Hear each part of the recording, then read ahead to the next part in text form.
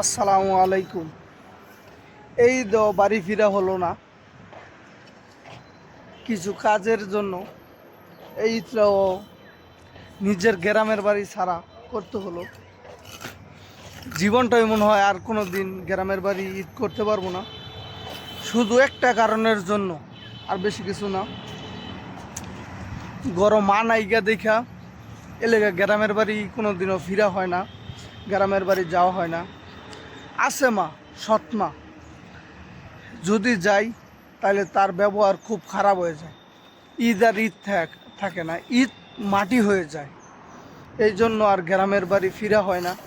আর গ্রামের বাড়ি সবই আছে আমার, খালি নায়িকা, খালি মাটা।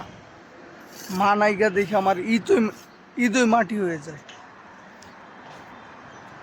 তাই সবচেয়ে বেশি কষ্ট লাগে তখনই, যখন সবাই ঈদ বোনাস দিয়ে দিছি, বাসায় চলে গেছে কাজ, সবাই একসাথে কাজ করি, সবাই বাড়ি যার যার বাড়ি মতো গেছে গা, আমার ওই বাড়ি ফিরা হলো না।